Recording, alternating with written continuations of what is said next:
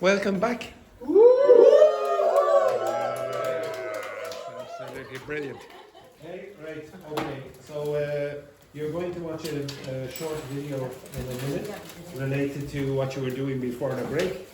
But before you do, I just want to give you 3 expressions or words that you might not know.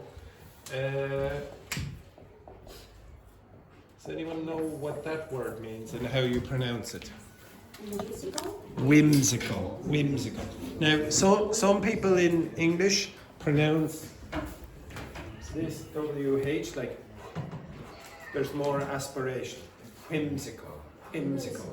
But most dialects, I would say, don't pronounce the H at all. It's just whimsical. Whimsical. Anyone know what it means? No. So it sort of means like playful in a strange kind of way. Okay, so you're playing but in a strange kind of way, maybe with language.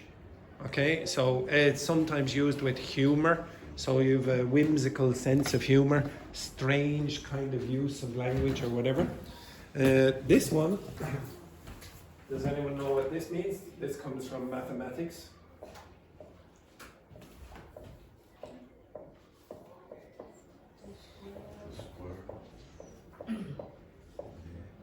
To square the circle. Anyone know what that means? Okay, so this is in the past, the Greeks, when they had very limited tools with which to do mathematics, and this procedure was extremely difficult. Okay, in fact, it was impossible back then. So this expression means you're trying to do something that is very difficult or impossible to do. Okay, you're trying to square the circle, which cannot be done. Okay, so that's an idiomatic expression. And then the last thing that you might need, let's say, this is a British and Irish word. Advertising hoardings. Now, Americans don't really use that word. Does anyone know what an advertising hoarding is? No? No, it's a huge big board that you might see on the street with advertisements. Sometimes you might see billboards. So hoardings is like a sign? Yeah, the big platform for the sign, really, to be honest. Okay? All right, can you move over here? And I want you to watch a video for 15 minutes. Inside that video, these 3 expressions or words are covered. Okay, so it will be about 10 minutes long. So you need a seat. Yes, about 10 minutes. Do that technically. No. I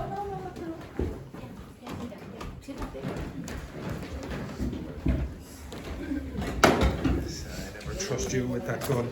Yeah. Right, okay, so Anna, you close that door just for a second. Okay, so I don't know if you know who this person is. He unfortunately passed away in about 2020, I think it was. This is the person who is speaking. I already showed you a TED talk where Ireland was the goodest country in the world. So it's, if you want to go online and watch YouTube videos that have perfect subtitles, TED has perfect subtitles in English, okay? Or close to anyway, okay? So I'm going to play this. Most of the subtitles on this are correct, okay? Most of them, but this is not technically TED. It's taken from a TED talk, okay? All right. So I should say as well, he's was an educationalist, okay? Every country on earth at the moment is reforming public education. There are 2 reasons for it. The first of them is economic. People are trying to work out, how do we educate our children to take their place in the economies of the 21st century? How do we do that? Given that we can't anticipate what the economy will look like at the end of next week, as the recent turmoil is demonstrating. So turmoil is like a lot of commotion, it's like in a situation of disaster, okay? Oh, there's a lot of turmoil, a lot of change, that would be better. How do we do that? The second, though, is cultural. Every country on earth is trying to figure out, how do we educate our children so they have a sense of cultural identity and so that we can pass on the cultural genes of our communities while being part of the process of globalization. How do we square that circle? The problem is they're trying to meet the future by doing what they did in the past. And on the way, they're alienating millions of kids who don't see any purpose in going to school. When we went to school, we were kept there with a story, which was if you worked hard and did well and got a college degree, you would have a job. Our kids don't believe that. And they're right not to, by the way. You're better having a degree than not, but it's not a guarantee anymore. And particularly not if the route to it marginalizes most of the things that you think are important about yourself. That should be root like the way, not root as a tree. Some people say we have to raise standards if this is a breakthrough. You know, like, really, yes, we should. Why would you lower them? You know, I haven't come across an argument that persuades me of lowering them. But raising them, of course we should raise them. The problem is that the current system of education was designed and conceived and structured for a different age. It was conceived in the intellectual culture of the Enlightenment and in the economic circumstances of the Industrial Revolution. Before the middle of the 19th century, there were no systems of public education. Not really. I mean, you could get educated by Jesuits, you know, if you had the money. But public education, paid for from taxation, compulsory to everybody and free at the point of delivery, that was a revolutionary idea.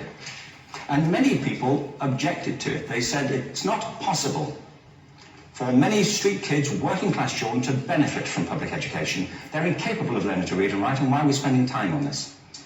So there's also built into it a whole series of assumptions about social structure and capacity.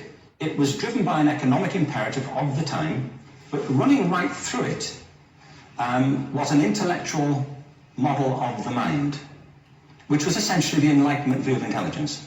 That real intelligence consists in the capacity of a certain type of deductive reasoning and a knowledge of the classics originally, what we come to think of as academic ability. And this is deep in the gene pool of public education, that there are really two types of people, academic and non-academic, smart people and non-smart people. And the consequence of that is that many brilliant people think they're not, because they've been judged against this particular view of the mind. So we have twin pillars, economic and intellectual. And my view is that this model has caused chaos in many people's lives. It's been great for some. There have been people who have benefited wonderfully from it. But most people have not. Instead, they suffer this. This is the modern epidemic, and it's as misplaced and it's as fictitious. This is the plague of ADHD. Now, this is a map of the incidence of ADHD in America, or prescriptions for ADHD. Don't mistake me here. I don't mean to say there is no such thing as attention deficit disorder. I'm not qualified to say if there is such a thing. I know that a great majority of psychologists and paediatricians think there is such a thing. But it's still a matter of debate. What I do know for a fact is it's not an epidemic. These kids are being medicated as routinely as we had our tonsils taken out. And on the same whimsical basis, and for the same reason, medical fashion. Our children are living in the most intensely stimulating period in the history of the earth. They're being besieged with information and calls for their attention from every platform, computers, from iPhones, from advertising audience, from hundreds of television channels. And we're penalizing them now for getting distracted. From what? You know, boring stuff at school, for the most part. It seems to me not a coincidence, totally, that the incidence of ADHD has risen in parallel with the growth of standardized testing. Now, these kids are being given Ritalin and Adderall and all manner of things, often quite dangerous drugs, to get them focused and calm them down. But according to this, attention deficit disorder increases as you travel east across the country. People start losing interest in Oklahoma.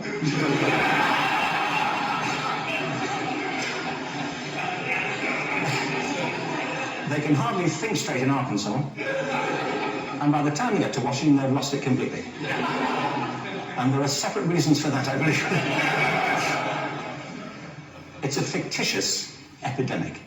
If you think of it, the arts And I don't say this exclusively of the arts. I think it's also true of science and of maths. But I say about the art particularly because they are the victims of this mentality currently, particularly.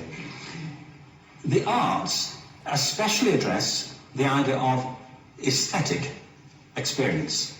An aesthetic experience is one in which your senses are operating at their peak, when you're present in the current moment, when you're resonating with the excitement of this thing that you're experiencing, when you are fully alive. An anesthetic is when you shut your senses off and deaden yourself to what's happening. And a lot of these drugs are that. We're getting our children through education by anesthetizing them. And I think we should be doing the exact opposite. We shouldn't be putting them asleep. We should be waking them up to what they have inside of themselves. But the model we have is this. I believe we have a system of education that is modeled on the interests of industrialism and in the image of it. I'll give you a couple of examples. Schools are still pretty much organized on factory lines, ringing bells, separate facilities, specialized into separate subjects. We still educate children by batches. We put them through the system by age group. Why do we do that? Why is there this assumption that the most important thing kids have in common is how old they are? It's not the most important thing about them is their date of manufacture. Well, I know kids who are much better than other kids at the same age in different disciplines, or at different times of the day, or better in small groups than in large groups, or sometimes they want to be on their own. If you're interested in the model of learning, you don't start from this production line mentality. It's essentially about conformity, and increasingly it's about that as you look at the growth of standardized testing and standardized curricula. And it's about standardization. I believe we've got to go in the exact opposite direction. That's what I mean about changing the paradigm. There was a great study done recently of divergent thinking. Published a couple of years ago. Divergent thinking isn't the same thing as creativity. I define creativity as the process of having original ideas that have value. Divergent thinking isn't a synonym, but it's an essential capacity for creativity. It's the ability to see lots of possible answers to a question, lots of possible ways of interpreting a question, to think what Edward de Bono would probably call laterally, to think not just in linear or convergent ways, to see multiple answers, not one. So, there are tests for this. One kind of common example would be, people might be asked to say, how many uses can you think of for a paperclip? Or a bell. Well, those routine questions. Most people might come up with 10 or 15. People who are good at this might come up with 200. And they do that by saying, well, could the paperclip be 200 foot tall and be made out of foam rubber? Does it have to be a paperclip as we know it, Jim? Now, they tested this, and they gave them to 1,500 people. It's in a book called Breakpoint and Beyond. Okay, so they gave the same activity, basically, that I gave to you before the break. And they tested 1,500 people on this. And on the protocol of the test, if you scored above a certain level, you'd be considered to be a genius at divergent thinking. Okay, understand that? So if you scored, I don't know, maybe you got 200, then you're a genius. Okay, how many would you say would be a genius out of the 1,500 or 1,500? How many would you guess? 10. 10. Okay. Okay. So my question to you is, what percentage of the people tested, of the 1,500, scored at genius level for divergent thinking? Now, you need to know one more thing about them. These were kindergarten children. Okay, they went to kindergarten. So how many do you think scored at a genius level? Many? What percentage? 5%. So what do you think? What percentage at genius level? 80. 80, okay. 98%. 98%. I think you would do better, or would have done better, when you were 6, 7 years of age. Now, the thing about this was it was a longitudinal study. So they retested the same children 5 years later, ages 8 to 10. What do you think? 50? They retested them again 5 years later, ages 13 to 15. You can see a trend here, can't you? It gets lower and lower. Now, this tells an interesting story. Because you could have imagined it going the other way, couldn't you? Yes, you could imagine that the more education you get, the more intelligent you would be, that the more ideas you would have for the bell or the paperclip. Yeah, you might expect that to be the case. You start off not being very good, but you get better as you get older. But this shows two things. One is we all have this capacity, and two, it mostly deteriorates. Now, a lot of things have happened to these kids as they've grown up. A lot. But one of the most important things that, and I'm convinced, is that by now they've become educated. You know, they've spent 10 years at school being told there's one answer, it's at the back. And don't look. And don't copy, because that's cheating. I mean, outside schools, that's called collaboration. You know, but inside schools. Now, this isn't because teachers want it this way, it's just because it happens that way. It's because it's in the gene pool of education. We have to think differently about human capacity. We have to get over this old conception of academic, non-academic, abstract, theoretical, vocational, and see it for what it is, a myth. Secondly, we have to recognise that most great learning happens in groups. The collaboration is the stuff of growth. If we atomise people and separate them and judge them separately, we form a kind of disjunction between them and their natural learning environment. And thirdly, it's crucially about the culture of our institutions, the habits of the institution and the habitats that they occupy. Okay, doke. Right, can you turn on the light there for a second? Okay, so basically that was all about school killing creativity, as you see up in the top corner. And there's a much longer talk, it's about, well, 20 minutes talk that you can watch on YouTube that I'll put a link to. But one of the worst things for teachers, I would say, is that I know you don't want to be here, a lot of you. A lot of you just come here for attendance. And I hate that. And I think it kills your enthusiasm for learning a language, which should not be a difficult thing. It's something like you can learn the language in any way you want. You can learn it playing football like Ed Berg did before. You can go on Tinder dates like this gentleman over here. You can do whatever you want when you're learning a language. It's so varied, okay? As a consequence, unless you have no hobbies whatsoever, I would say everyone is capable of learning a language. There's one person in the afternoon who has ADHD, okay? ADHD, like the attention deficit hyperactive disorder. So that's what he was talking about there. He really does. He can't concentrate. He can't concentrate for more than 10 minutes. And I don't mind him just leaving the classroom, coming back, etc. when he's ready. I think it's amazing that he's actually in upper intermediate. Like, he must have done something right during his life to get to the point that he's upper intermediate.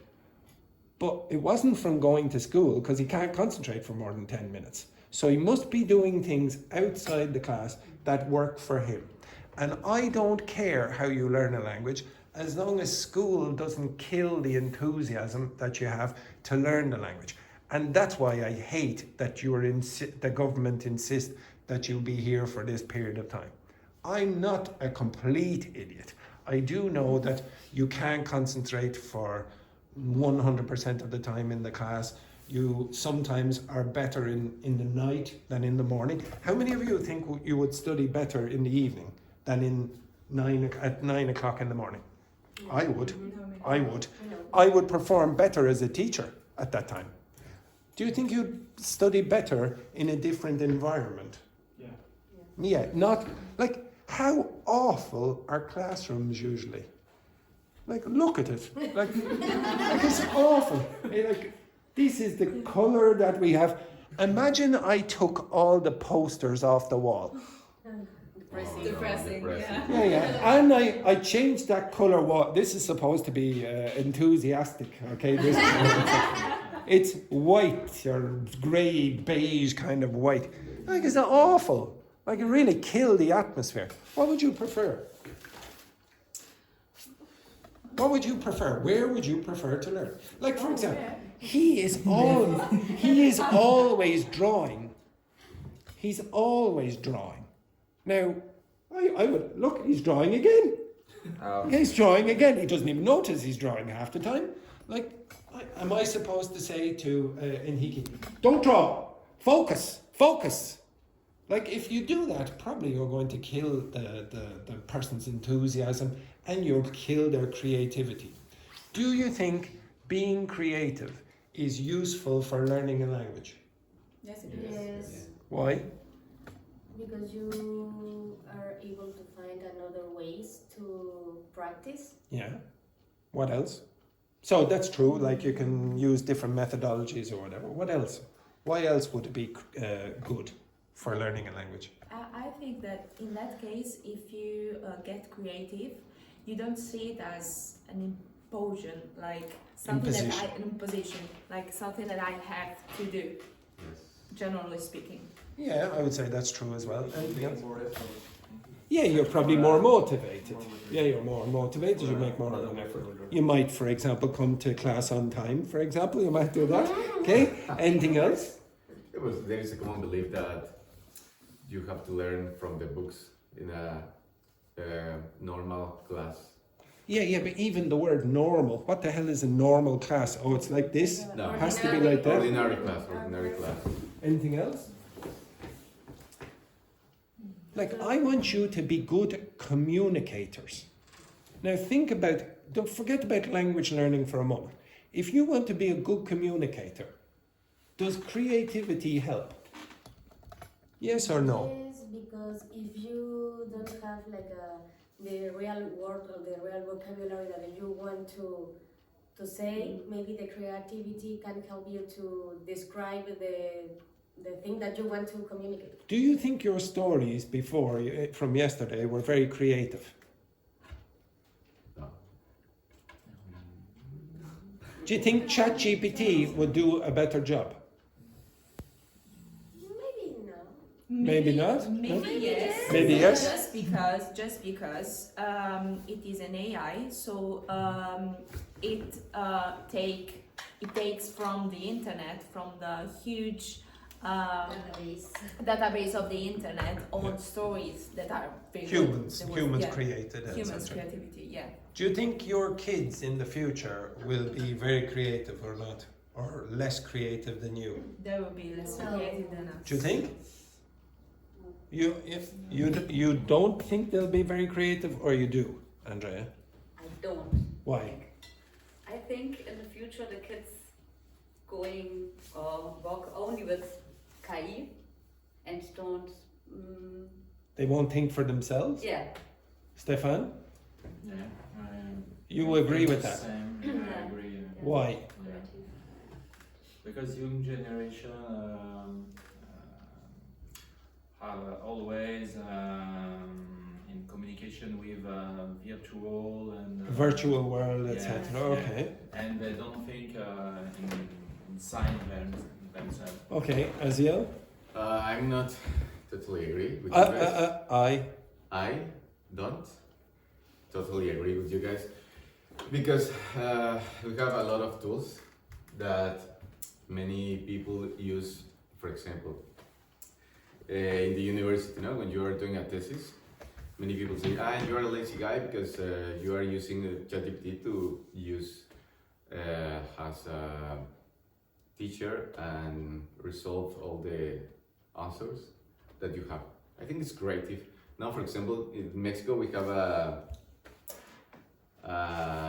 famous video of a kid that asked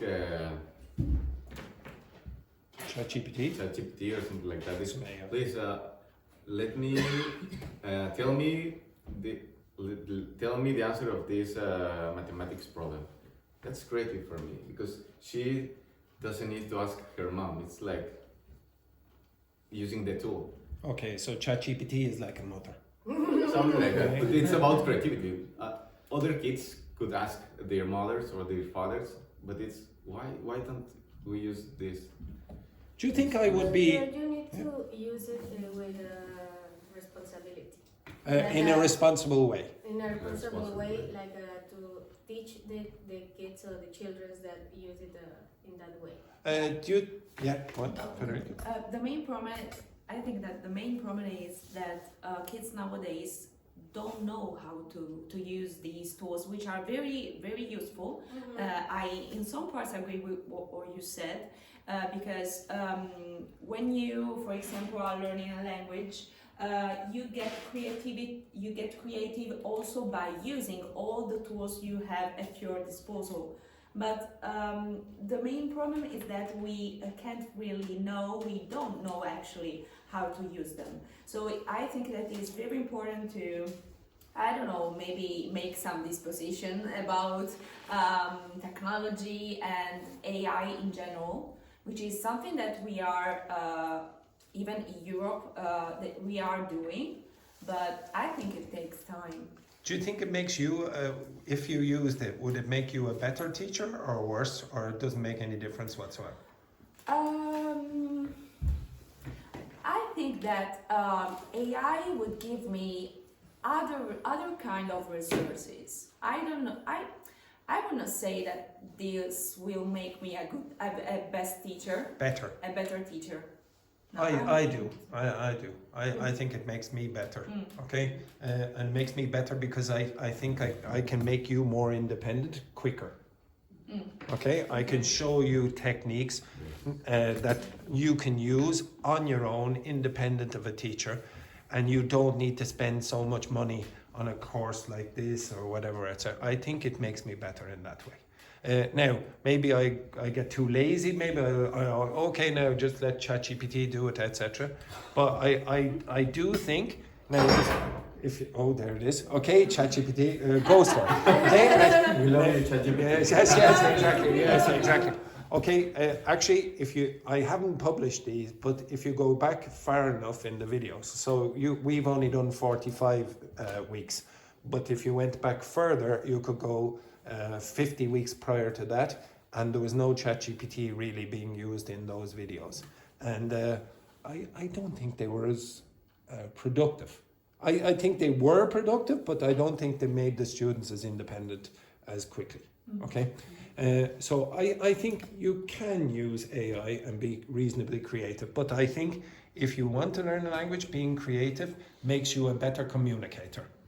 If you write stories that are creative, people will be interested in it, even if you make grammar mistakes or don't have the best vocabulary, even if you have that context.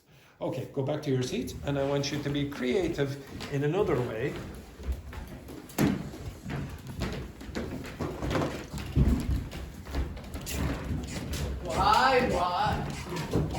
Okay, excellent. I'm just being creative with my water gun. Okay, right. Now I would like all of you to find a joke on the internet, and you are going to memorize that joke, and you're going to tell all the others the joke. But when you are telling the joke, I want you to tell it in an interesting way. Okay? Don't just like this, okay? Tell it in an interesting way. You already found out what makes a good storyteller. So now, what makes a good joke teller? Off you go, find a joke.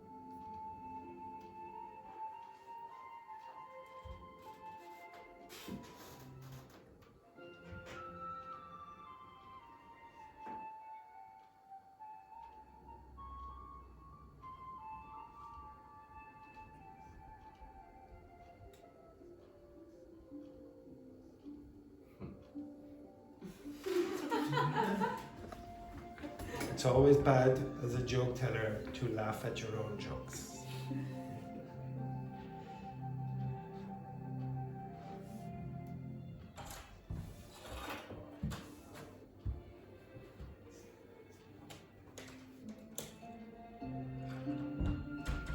You have 2 minutes.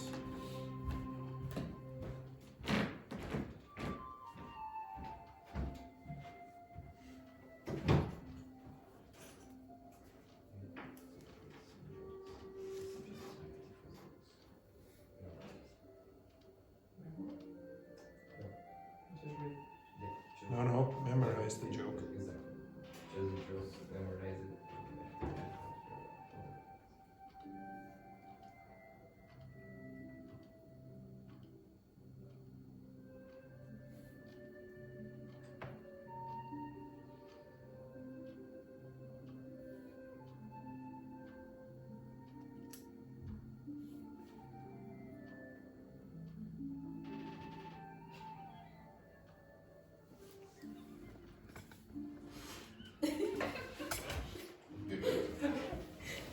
Now you have to memorize the joke, you will not be allowed to read it. No.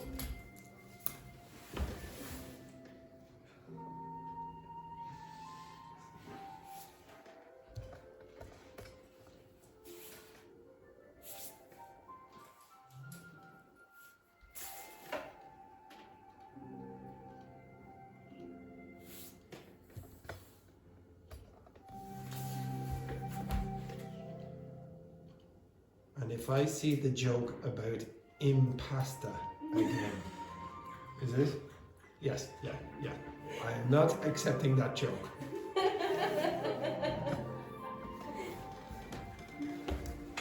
See, I could even bloody have predicted.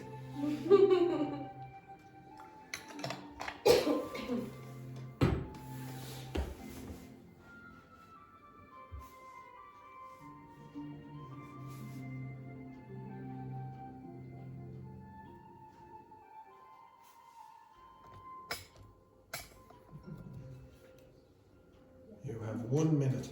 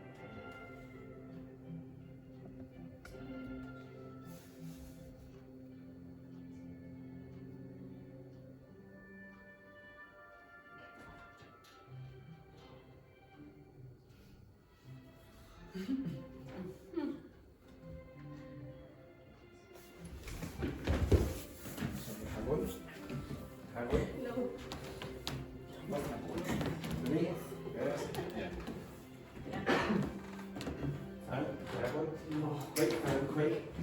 Yes. That one. That one. That one. Quick.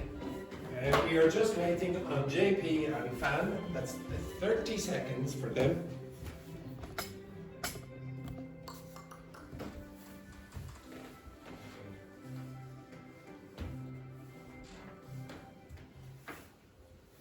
Right, stand up. Stand up, stand up, stand up, stand up. Everyone stand up, yes, very good. Now, you will not need your phone. You will not need your phone because I told you to memorize it. You will not need your phone, Anna. It's supposed to be in your head. Same Andrea, same Amy. You don't need your phone. You don't need your phone. You don't need your phone. Right? Mix. Tell your jokes to your partners in the class. Off you go, quickly.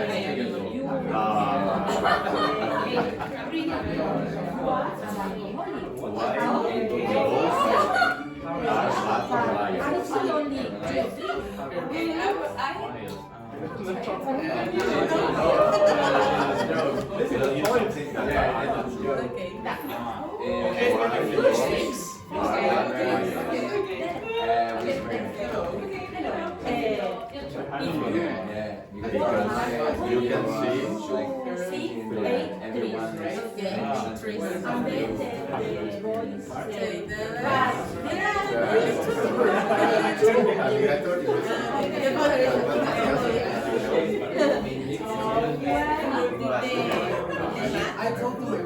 Mix again. Mix.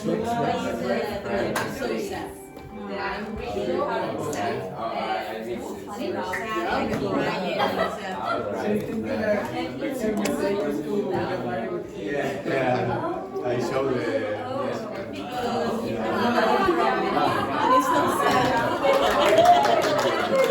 Okay, quick. Come in.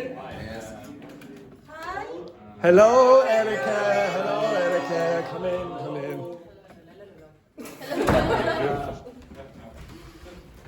So, just ready for the picture. Yeah, the usual rubbish. So, Henrique. Yes, well, Henrique. Beautiful work. Good. I know we were like, but Anna. Well done, Anna. Okay, thank you. Stephane, yes.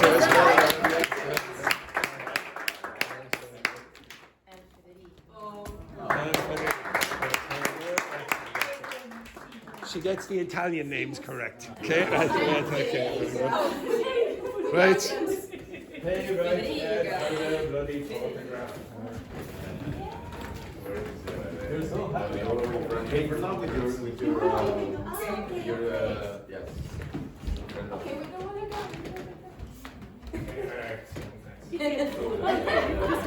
Okay, so. I don't trust you behind me. Okay, be careful.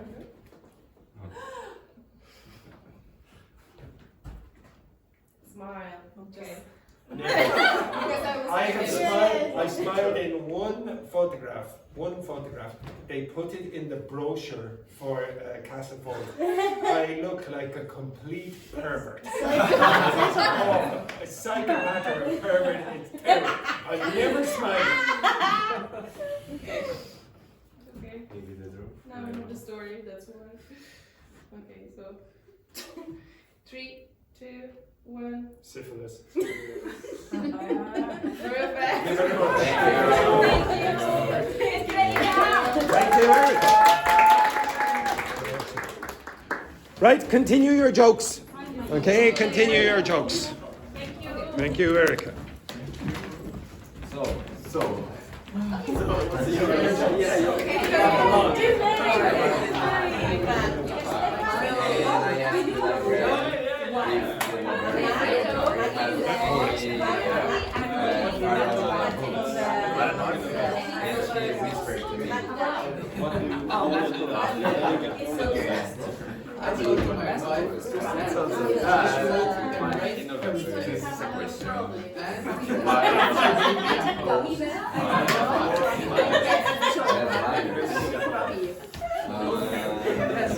Mix again.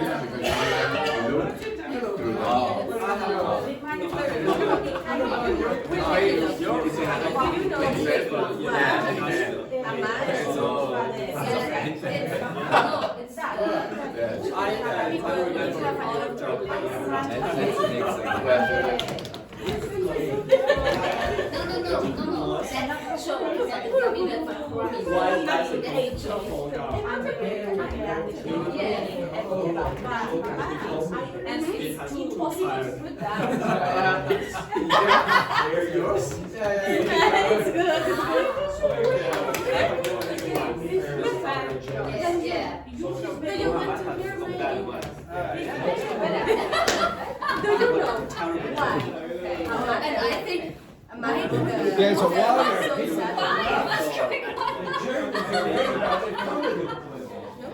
Because you have a lot of progress. I win with my joke. Salad bar. Salad bar. Salad. My favorite part. Salad. It's terrible. It's terrible. Repeat, repeat. Where the cucumber goes at the date night. Yeah, cucumber. Yeah, they went into I was in the a salad bar. No. I said no. I was in a Right, stop. and I asked Go back to your seats. These are atrocious. Okay, right. So JP, can you tell us your joke? What is the favorite part of a computer for an astronaut? Again? Okay. What is the favorite part of a computer for An astronaut. an astronaut? Oh, I know. Yes, yes. Anyone? No. The space bar, is it? space bar. Yeah, the space bar, yes. Yeah, very good. Well done, yes. Good work. Right, next, Edberg. I told my wife she should embrace her mistakes, and she gave me a hug. You understand that? No. I told my wife, or say, my wife, I told my wife to embrace her mistakes. Embrace her mistakes. So just live with her mistakes, just survive, etc. And embrace means this. So that's the second meaning of embrace. And then she gave me a hug. Well done there, Edberg. Well done. Good work. Yes, it's always bad when you have to explain the joke. Okay, right. Next, Henrique. Okay, in a library, I asked from the librarian if she had some paranoid books in the library. Oh, I know this one as And well. she whispered to me, Yes, very good, very good. Excellent, right. Next. Okay, I'm currently reading a book about anti-gravity. It's impossible to put down. oh my god. Yes, now it's a book about anti-gravity, okay? So you can't put it down, okay? Terrible physics joke there, terrible physics joke. Well done, Federica. Next one then, Fan. It's difficult for me. Yes, Terrible one. yes, no, I heard, it's terrible, yes. Let's go on. Where the cucumber go at date night? Where did the cucumber go on date night? On date night. And where did it go? Where did the Where cucumber go at go on date night? Q, the letter. No, cucumber, like the vegetable. Okay. Cucumber. Oh, yes. Where did the cucumber go on date night? So, what's the answer there, Fan? It went to the salad bar. It went to the salad bar. Well done, Fan. Well done. Excellent. So, yes, terrible work. Okay, next, Aziel. It's the question, why the ghosts are bad liars? Why are ghosts bad liars? Why are ghosts bad liars? Why? Why? Because you can look through them. Because you can look through them, or you can see through them. You can see through them usually. It's good. Okay. It Say, makes sense. Fan. Maybe next week I will teach you the difference between good and bad. Okay. that was terrible. Very good. Okay, next one then, Anna. A kid say his father, Papa, Dad, what is an alcoholic? And the dad say, you see that 4 trees there. If you was an alcoholic, you'll see 8 trees. And the kid say, Papa, but I only see 2 trees. You see how this works? The dad is an alcoholic. Yes, very good. Oh, jeez. Excellent work there. Next. Very Irish joke. Very good. Next, Stephane. What do you call an alligator in a vest? What do you call an alligator in a vest? In a vest. What do you call it? I know as well. I know as well. Does anyone know? No. An investigator. Yes, very good. Good work there, Stephane. The classics are always the worst. Okay. Next then, Andrea. What do you call a bear with no teeth?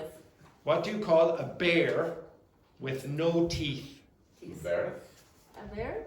A gummy bear. A gummy bear. Gummy bear. Oh dear. Okay, just to clarify, gums, they're the skin. That's the skin above the teeth. So if you're gummy, you have no teeth. And if you say, and maybe some of you, when you go to the shop, you'll see the sweets. They're also called gummy bears. Okay, so that's terrible. Okay, excellent. Okay. Next one then. Now this woman here was very proud of her joke, and I don't know why. I haven't heard it yet, but I'm pretty sure it will be terrible also. Go ahead. Do you know why always the math book is sad? Oh yes, I do know that. Why is the math book or the mathematics or maths book always sad? Because no one Because can it answer. have a lot of problems. Now, Fan, that's terrible. That is. Okay, that's terrible. Fan, you laughed at that. Oh dear, Fan. Dear. Okay, that's also a classically terrible joke. Okay, so do you think you told the jokes very well? No. How would you improve? Practice. Yeah. But what would you practice? Like what? The delivery. Okay, some of you just read, almost tried to memorize, and then just go blah blah blah. What was that? And there was nothing with your delivery that made the joke funnier. Okay. To act. Yeah, exactly. Act, and maybe pauses might be better as well at certain cases. So again, communication skills don't always mean you must have perfect grammar or perfect vocabulary or whatever. Sometimes even the body language or pausing and changing the tone of your voice or the volume of your voice, etc. That might work as well. Okay, the last thing that I want you to do, and this is because of Fan, is, and I ask you to do this every week, and I want you to do it again.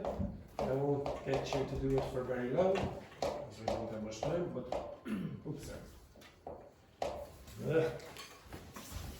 Next week I will get better pens. So,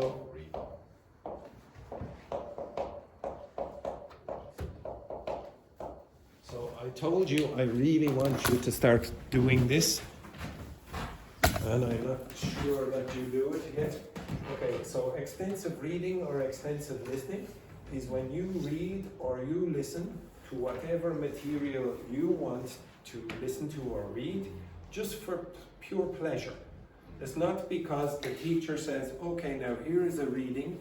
I want you to find all the past perfect tenses inside that. I want you to answer these comprehension questions. No, it's just for your pleasure. Okay? Now, I'm going to give you about 15 minutes to do this. Okay? You can read whatever you want. You can listen to whatever you want. It can be music. It can be a football match that happened last night or whatever. I don't care as long as it is in English. But at the end of it, what you're going to do is explain to the other people what you read, what you listened to, and some vocabulary or language that you encountered that you didn't know during that activity. Okay? So write down some vocabulary you don't know when you choose your reading or your listening. Okay? Oh yes, if you wish, yeah. You can, I thought you said go for a walk for a second, but it's go for a book, thank goodness, okay? All right, you can choose whatever it is you want. And if you need me for anything, just ask.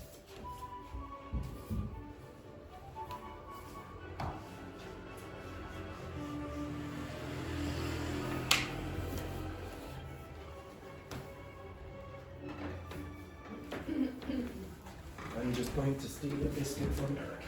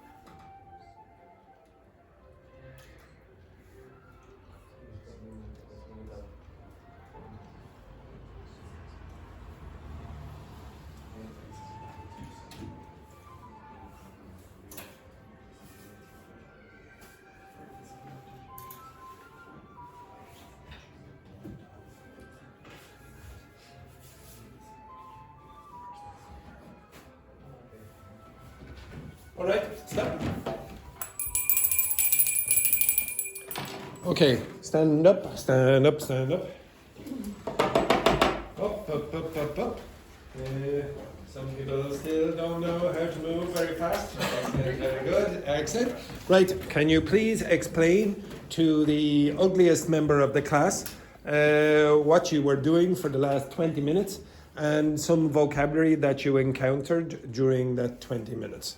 Right, off you go. Find someone who you were not sitting beside. Okay, excellent, excellent. Off you go. Simple, simple. Federica, you come back with that bird. Okay.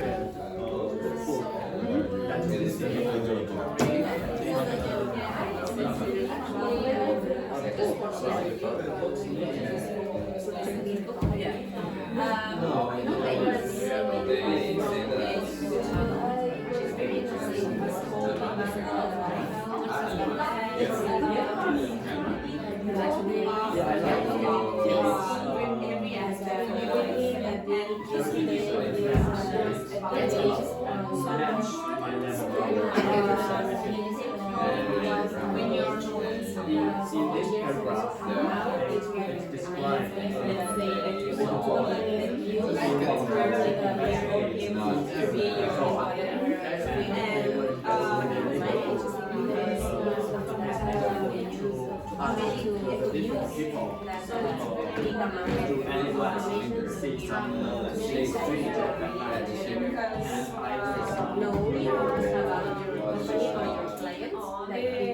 all the back comes from the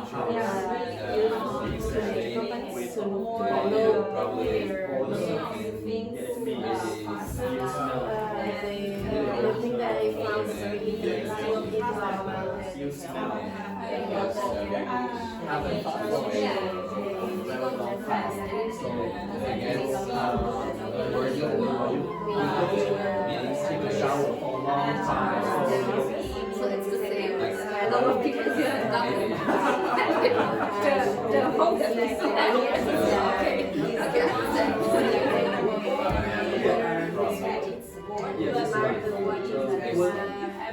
some people heard that a dog was being killed. This price, so he said, all the time.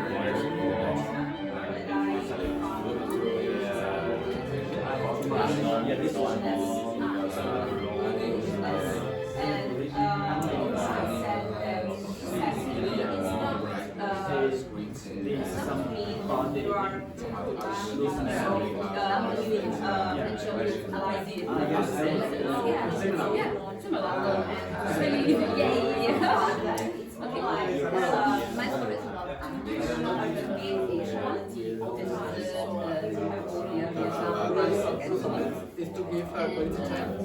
No, it's business is like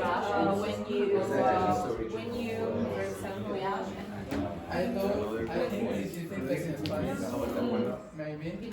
okay. In Italian business is about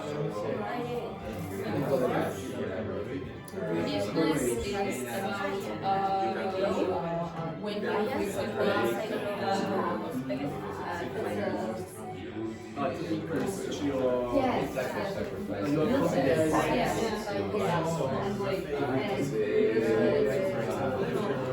When you want don't want to talk about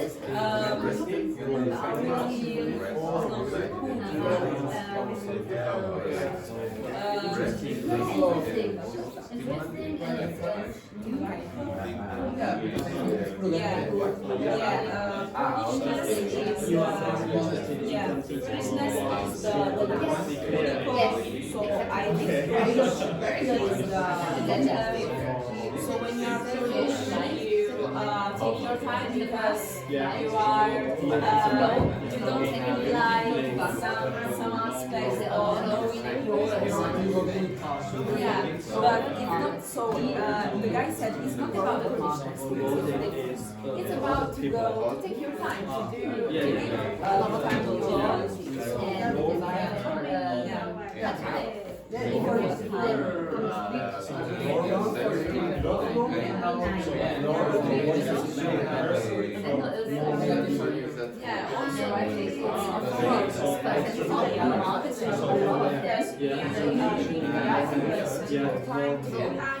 Express her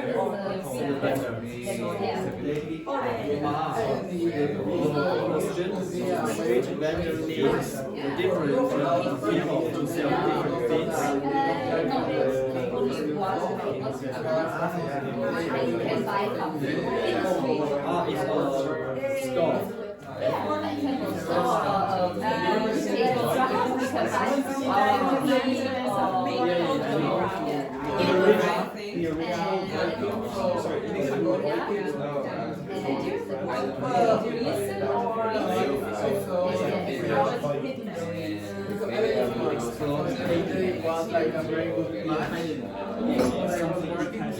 Yes.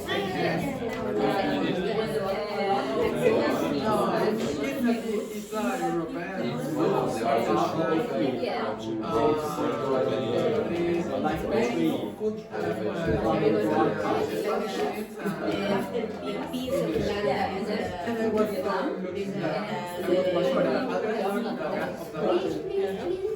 And they do vocabulary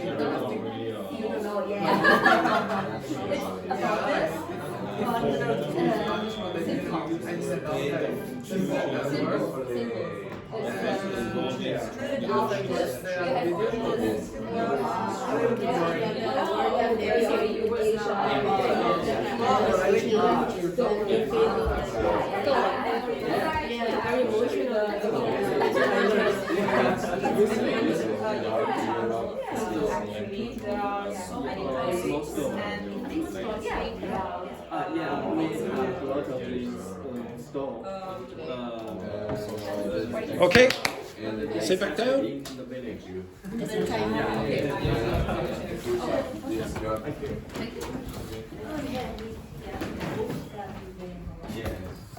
Okay. I've only really started doing this activity in the last, I don't know, 3-4 months or whatever, I can't remember. And when I started doing it first, I was very worried and I didn't know, should I do this? Because I thought that the students would go, oh, look at that lazy teacher, he's doing absolutely nothing for 20, 30 minutes or whatever. And I'm not really, unless the person like JP says, oh, what's this word? That's it. I'm not doing anything, okay? But every single time I've done it, maybe at the start the students are going, yeah, like this. But during the process, the activity, the students are always interested because you get to choose the topic that you want. Like for example, Edberg was watching a football match. Now to be honest, I was sort of interested in the football match myself, so I went, okay, now this. JP was reading manga comics or whatever. I don't care what you do, you will learn vocabulary and language from that, and you will enjoy it. So before we were talking about, oh, schools killing creativity or whatever. Well, you don't need a school to do that. You can go and you can read whatever you like, you can listen to whatever you like, but usually you don't. And I think one of the reasons you don't is because you don't have someone else there with you to motivate you to do it. Like I'm forcing you to do it. And I don't think many of you do that on your own. But if you did work together without a teacher, maybe just force yourselves. Maybe you will succeed. Anyway, today is the last. I think it's a reasonably good activity, and I do want you actually to bring up the vocabulary that you went through at the end of the class, and I will put it in the document for today. But today is the last day of 4 people, which is very disappointing for me, because I was hoping it would be 10. Okay, but unfortunately it's only 4 people leaving today. Stephane, Anna, Federica, and Henrique. All right, so would you like to say some lovely words there, Edberg? See, Edberg always says that I make the same speech every week. So Edberg, off you go. You improvise. Honestly, it was very easy to teach you because you know. No, you weren't teaching. You weren't teaching. Go on there, Edberg. Yes, off you go. What? Oh yeah, That was my speech. Yes, that was it. It was very easy to teach you. Yeah. Okay, that was fantastic. Beautiful words there. So I would have to say that these 4 people are the 4 most horrendous, horrible people that I've ever met. Some of the worst students. It was, to be honest, a disgusting experience for me. I don't know if I will be back next week because of the torture that they gave me. It really was horrible. All right, have a nice... No, it was much better. Okay, so to be honest, as I say every week, it is easy to teach you all. Okay, it is easy to teach you all. But some of you are more creative than others, I would say, when you're learning the language. Like, if you are creative, have an artistic skill, use that to your advantage. If you're a teacher, whatever, okay, think about how you learned your own language. Now, it's not going to be identical to the way you learn a second language, but be creative. Like, enjoy. Like, for example, go to parties and dance, twerk, for example, whatever. Yeah, she was twerking.